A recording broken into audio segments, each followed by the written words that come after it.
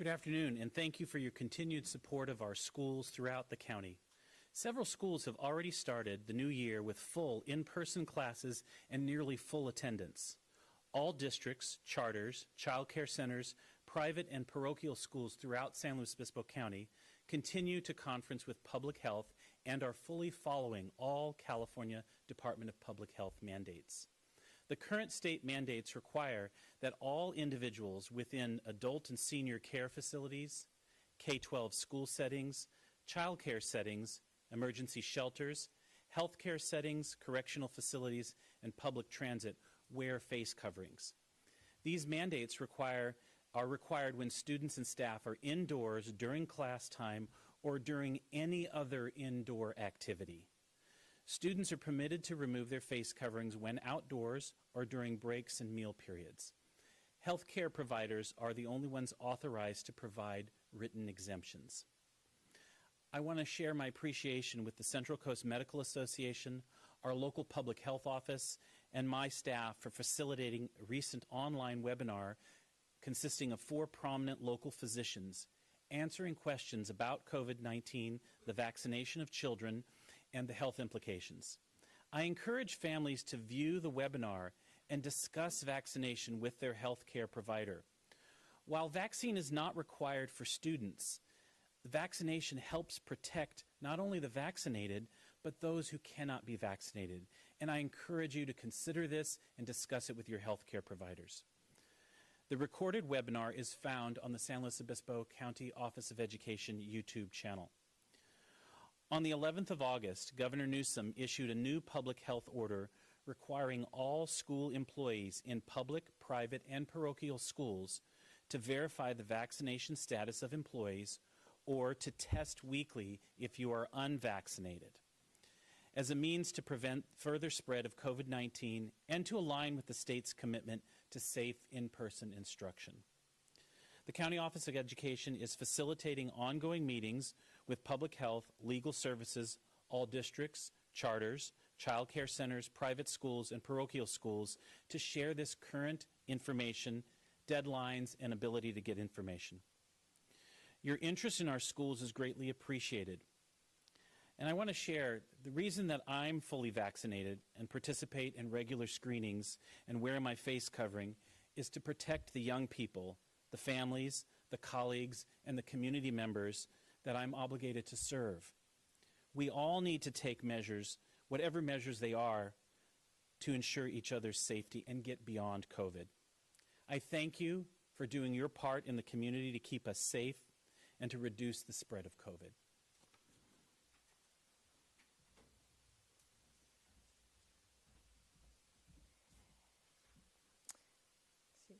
Good afternoon, everyone.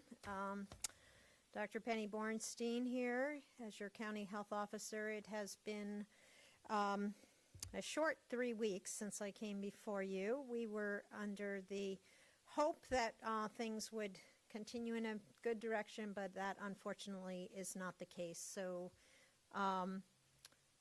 why are we here? Because things are unfortunately going in a bad direction in our county.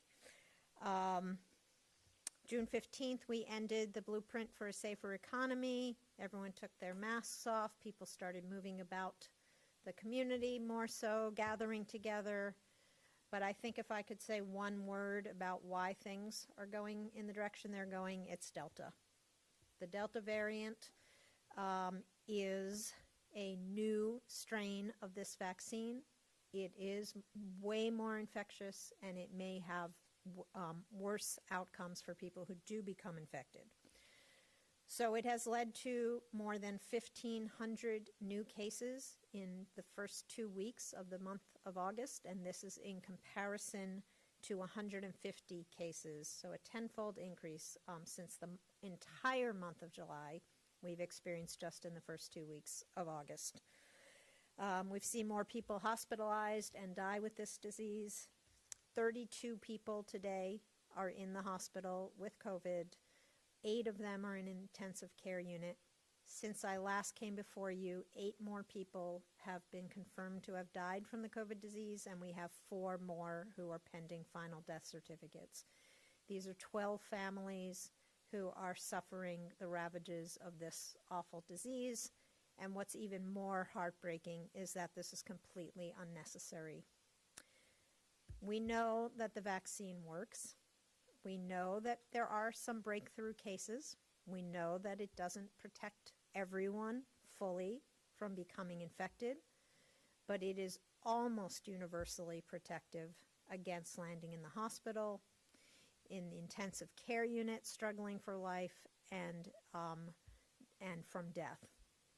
So with that, we're dealing with a different pandemic at this moment in time.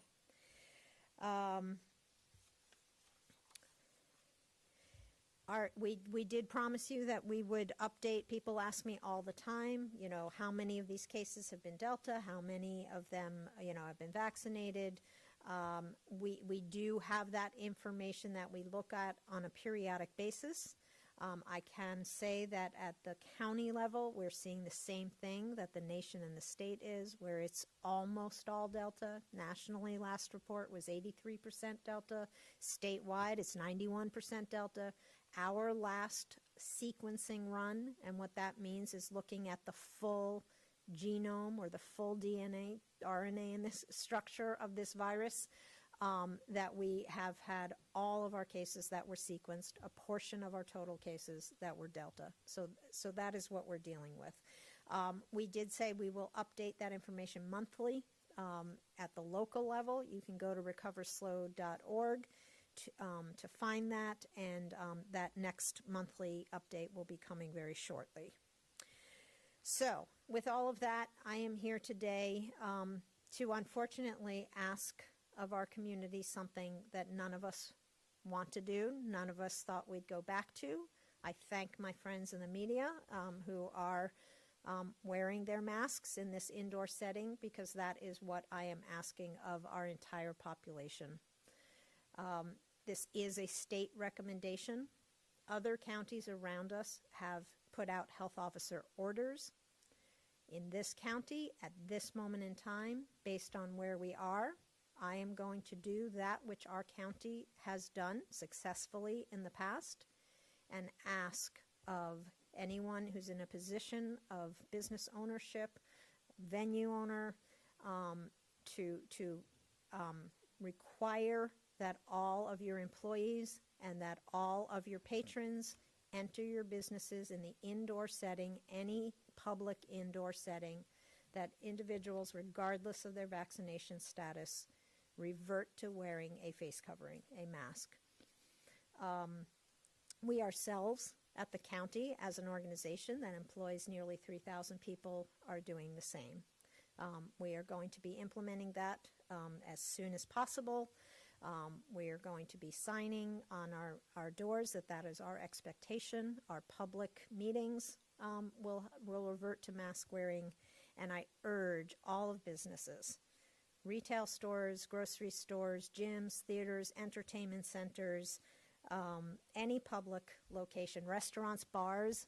I know people think, oh, but you eat and drink in those places, how can you wear a mask? You can.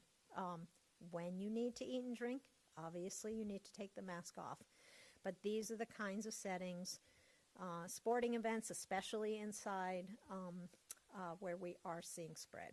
So I am urging all of our business owners and all of the owners of any public setting or venue operators to go along with what I am asking of them for this moment in time, in the hopefully peak of the surge, but we don't know yet, to take this additional action at this time.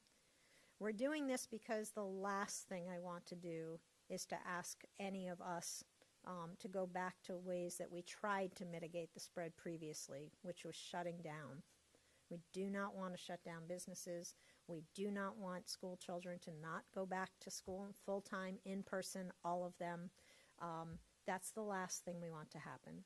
So absent other protection, I will talk about the vaccine. This is the next step that we need to take at this moment in time. Face coverings are already required in many indoor settings, so for a lot of you, this will not be news. If you work in a healthcare center, a congregate care facility, a senior center, homeless shelters, the jail, etc., we already have universal masking, as is true for our schools and youth settings. So this is adding on for the rest of the community when you go out in public in indoor settings. Also remember to wear your mask properly. It has to be snugly fit. You don't want to have air out of the sides. It has to be over the nose and mouth. So we're asking that of everyone. There is a lot of research about the effectiveness of this. I would not be asking of the public to do so if we did not have the documentation that it really makes a difference. And hopefully you all can recognize that since we all took our masks off in the middle of June, we saw dramatic increases in spread. I did say it's about Delta, but even Delta can be prevented by using a mask. So, secondly, I said I would talk about vaccinations. That is our ticket out of this. At this moment in time, we are at 60%, just a hair shy of 60% of our entire eligible age 12 and up county population that have been fully vaccinated. We're falling a little bit further behind the state average. So we as a community are doing everything we can to bring that number up, but we're now more than 5% beyond where the state is at. 65.1% of all statewide California residents age 12 and above have been fully vaccinated. In our county, we're just shy of 60%.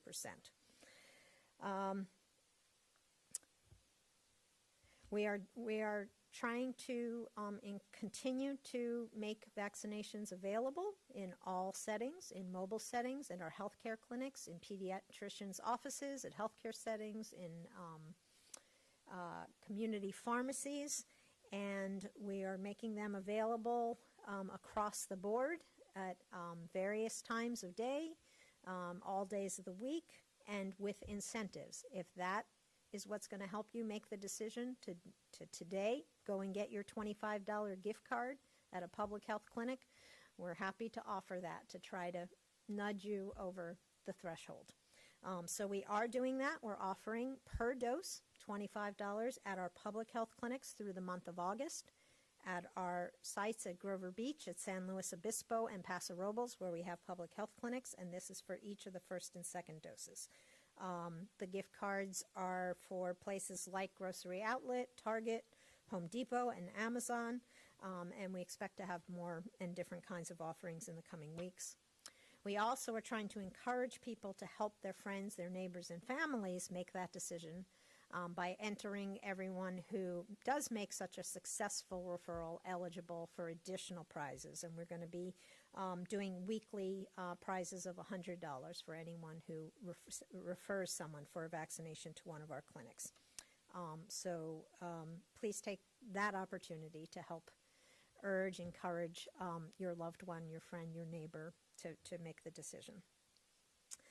I do want to talk a little bit about third doses. This has become a prominent issue in the news, and at this moment in time, I know that you're hearing that we may be looking at boosters, additional doses for everyone who's been vaccinated, but right at this moment, it is for those individuals who are severely immune compromised. Those are the majority of the people who have had breakthrough cases that land in the hospital or worse, succumb to this disease. So we need to help protect those people by getting everyone vaccinated, and those individuals with immune compromise need to be given every opportunity to have a successful vaccination outcome. We now have enough research and solid information that shows that a large proportion of people who have severe immune compromise after the 2 doses of the mRNA vaccine or the J&J vaccine do not have a sufficient immune response in many cases to protect them from becoming infected and from becoming severely ill. So with that, there is now a recommendation that people of certain categories do get that third dose in the series. The dose is recommended to occur 28 days after the second dose. And it is for the following types of people. And I'm not going to read this list in its entirety, but to give you a sense of what we mean by severe immune compromise: someone with inactive cancer treatment, someone with an organ transplant who is taking immunosuppressive drugs, someone with a stem cell transplant within the last couple of years, someone born with a primary immunodeficiency, individuals with advanced or untreated HIV, or persons who are taking very high doses of steroids, corticosteroids, because their immune system, they need to have their immune system suppressed. So those are the kinds of people we're talking about. Statewide, that amounts to about 700,000 individuals, and we tend to be about 1% of whatever the state statistic is, so we're looking at 5,000 to 10,000 people in our county who might need that additional dose. We have already offered that on a case-by-case basis with physician referral. As we move forward with this, we expect to be ready to have people make appointments and self-attest that they have one of these conditions. We're waiting on our appointment system, myturn.ca.gov, to be ready to accept a third dose appointment. So stay tuned. We expect this to be coming within a matter of days or by next week. We're waiting anxiously for that vendor to be able to help us with that process. At this point, we in public health are only going to be offering that third dose at our fixed site clinics, our brick and mortar clinics, not at our mobile clinics. People should also call community pharmacies to find out if they are offering that opportunity. So when it does go live, we hope by next week, again, through making your appointments on myturn.ca.gov or by phone if you don't have access to internet or have trouble using the system. The phone number to make these appointments is 833-422-4255. And if you need just general questions answered, you're having trouble with the MyTurn system or what have you, we keep our local phone system available. That is 805-781-5500. So I do want to just take a moment and a pause with our community to talk about where we are. I feel a sense of being disheartened by this. I suspect that's true for many of you, regardless of where you stand in terms of your vaccination status, your willingness to wear a mask. We are all tired of this disease, and no more so, I would say, than myself and my staff, who continue to work diligently at getting us over the finish line. It's frustrating, it's exhausting, it's scary. But despite our differences, we are Americans. We have conquered greatness in our lives, in our history, and we can do this again. I've said this many times, and I know that there are probably quite a few people who have tuned out. But I feel the necessity to say we're going to stay with you, and we're going to stay this course until we get over the finish line. So whatever metaphors that is for you, I've been thinking a lot about this, is my staff who are exhausted. I'm like, nope, we're not going to leave the ball on the 20-yard line on the field. We're not going to leave the fire when it's 90% contained just for it to rear its head again. We're not going to undo 20 months of effort on this pandemic like we're seeing with Afghanistan, 20 years.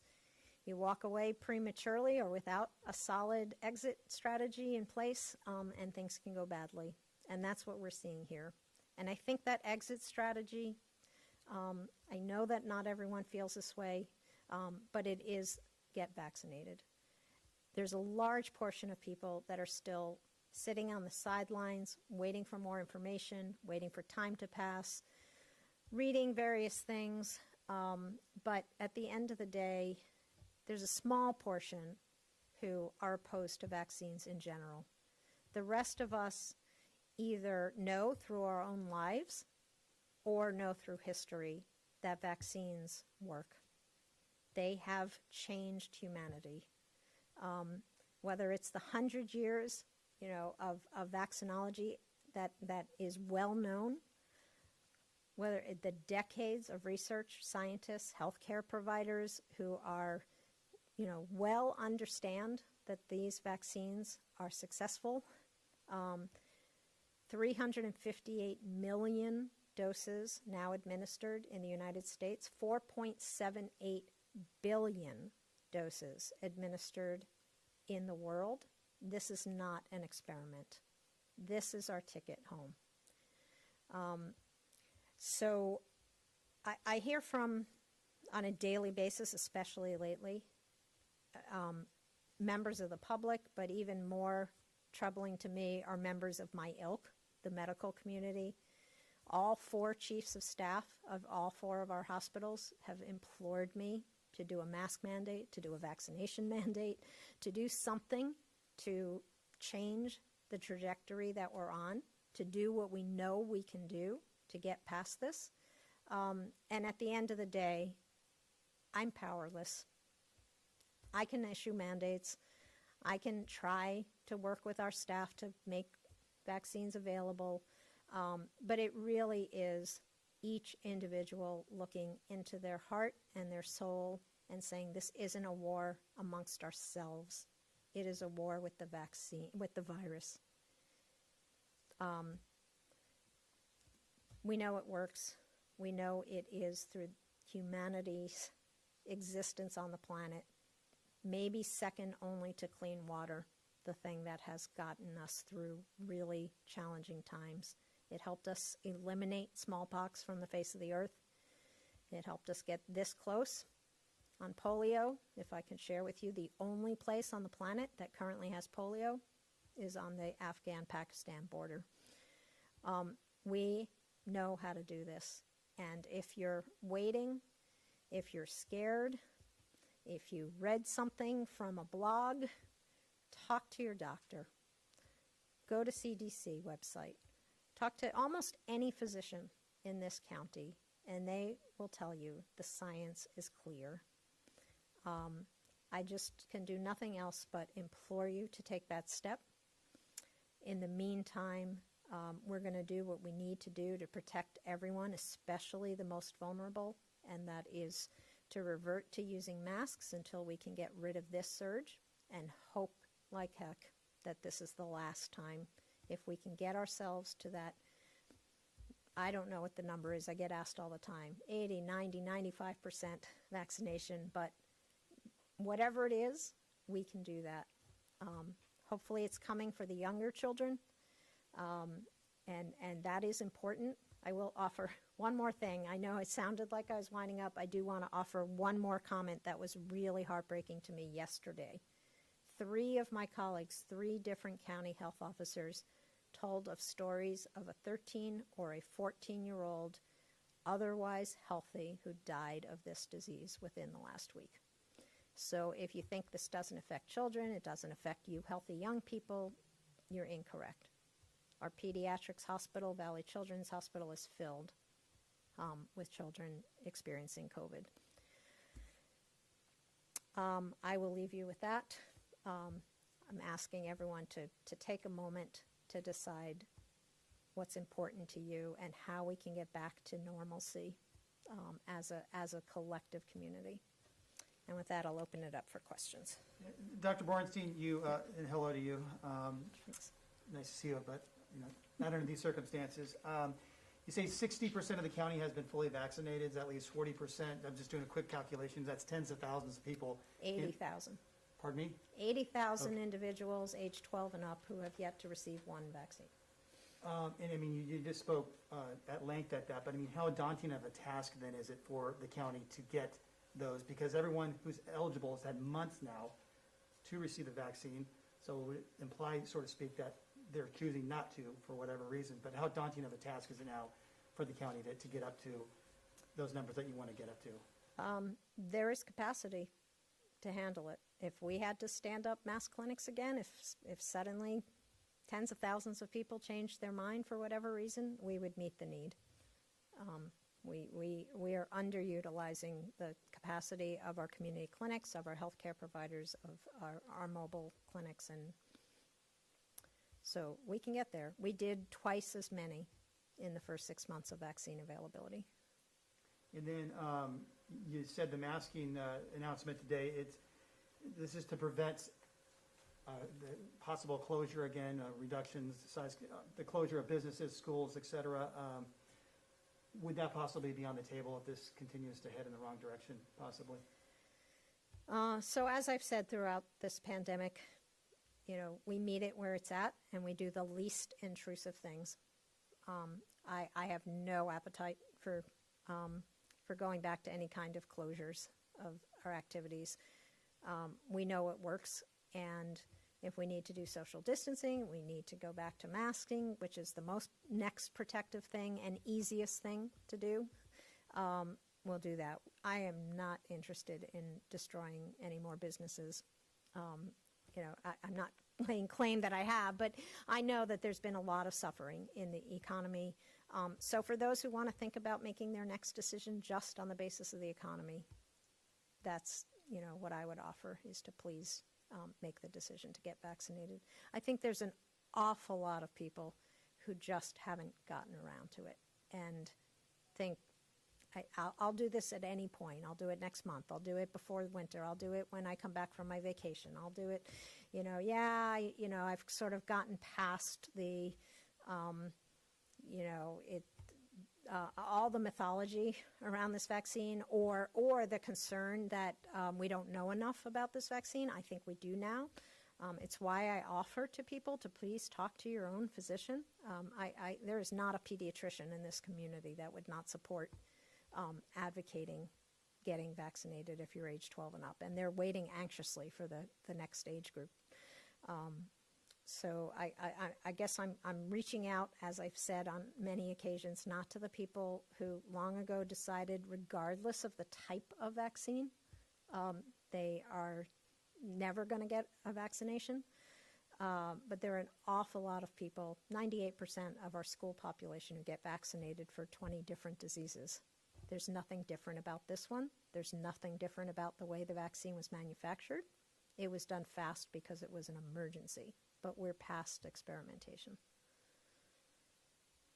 Dr. Bornstein, could you talk more about, this is a mask recommendation, not a mandate. Can you talk about how you decided to do a recommendation versus a mandate, especially considering kind of puts businesses in a tough position to have to make their own decision and enforce that for their customers? Yeah, that is what we're asking of our partners in the public sector, in the private business world, to do based on what is in front of us in terms of disease, to take that civic responsibility. And if that does not change the nature of the curve that's in front of us, we would be open to considering other actions. But at this point in time, I have always said I do not relish the public health authority that I've been given, and I will only use it cautiously and judiciously and as needed. So this is a first step. I have a question for either Dr. Bornstein or Dr. Brescia, or both. Dr. Brescia, you talked about how schools, all schools, public, charter, and private schools are required to enforce the mask mandate from the state, and that you said that you're seeing that compliance from the schools. From my understanding, some private schools are not following the masking mandate, so I'm just curious how you, from your perspective from Slowcoat, how are you planning on enforcing this? Are you planning on enforcing this from a county level at all? Well, to the best of my knowledge, all schools are following the guidelines. They've all received the information. We have a very extensive network in this county because of Diablo Canyon and emergency communications. I'm most connected with our Catholic school network, and when I'm talking to the school principals, they're taking supplies and they're following directives and responding. So if I am aware of someone not doing that, I will speak to them, and then public health will speak to them. But to the best of my knowledge, every agency serving children, whether it is government funded or tuition funded right now, is following the expectations. And by there any repercussions that could happen? Well, if I don't have police authority, if that's what you're asking. I really am not sure what the legal ramifications would be. I can't imagine an insurance carrier would keep insurance on an entity. I know that's true for all of our government entities, and I'm assuming it's the same for all of our private entities. When I was a private school administrator, we were expected to follow health department mandates and guidelines. Yeah, thank you. I also have a question for Dr. Bornstein as well. These second doses of the COVID vaccine, for the folks that can receive them, they seem to be coming at the same, like with eligibility and such, seem to be coming kind of at the same time the flu vaccine is going to be available as well. Are you aware of how the vaccines may interact? Like, can you get them both at the same time? How does that work? Yeah, so there's been more research that has come out, and in fact, recently CDC has indicated that there does not need to be any waiting period between vaccines. So you can get them on the same day, you can get them a day apart, you can get them 2 weeks apart, regardless. And the Public Health Department, we traditionally offer flu vaccine. We will continue to do that alongside the COVID vaccine. And I'm sure the same is true. I've even started to see in my movement about the county that now some of the COVID vaccine signs have been replaced by get your flu shot here. I wish that they were both there at the same time, but you can get them at the same time or separated by any length of time between them. I have one question for Dr. Brescia about since the young students are the ones that are not eligible for vaccination, it sounds like the two basic ways to approach the problem is masking and testing. If you could talk about how that is going to be applied to students and staff. So above 2 years old, masking is required indoor settings for any adult. And for the screening or the testing, we are requiring individuals that do not have full vaccination to be screened weekly, and then encouraging others and making it available to screen on an ongoing basis. So at this point, the requirements in all classrooms and childcare settings, everyone has their mask on when they're interacting in person, indoors, and then employees, those that are on our payroll, whether they're a substitute or a regular employee, if they're vaccinated, they are not required to screen weekly. If they are unvaccinated, excuse me, I said that backwards. If they are unvaccinated, the requirement is to screen weekly. And then again, encouraging, just like I said, I myself am going this week, and several of my leadership members are regularly doing that to set examples for the rest of our staff. Dr. Brescia, don't leave yet. So there's organized groups in the county, parents particularly, opposed to masking in schools. They're very public in their stance, and they're asking, if not demanding, that school districts, particularly in the South County, take away masking. Do any school districts have the authority to do that, or are they under the state guidance? They're required to? No. Similar to the same, we don't have the authority to waive licensure requirements or background checks.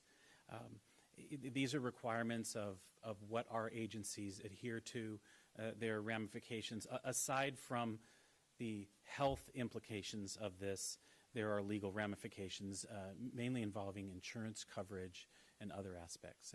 And I respect people's opinions and rights, but this is a non-negotiable right now. The school board has no authority to take away the masking. The school board can express their opinion, but they have no legal authority to override the state health department mandate. And then with schools opening all across the county here, if they haven't already this week, maybe next week, just your overall message to parents as they do now, send their kids back, in most cases, I would assume, all day long. We had some success this week and last week. There were 3 days. Atascadero Unified was one of the first districts to start, along with some of our private and parochial schools. Students are back in classrooms. The Tribune did a wonderful article on the students and interviewed them. And I think what you said right there is they're happy to see their friends, they're happy to be back there, and they're okay with these. We as adults need to do the right thing and back off a little bit right now. Should parents feel safe sending their kids back into classrooms? We're taking precautions across the board to ensure the safety of the children when they're in the rooms, of our staff, of vulnerable adults that they may return to. Every administrator is taking this seriously.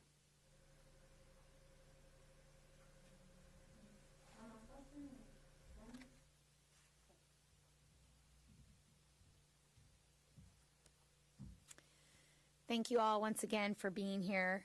Just a few closing reminders. You can still get all our county's COVID-19 information on emergencyslow.org or recoverslow.org/vaccine.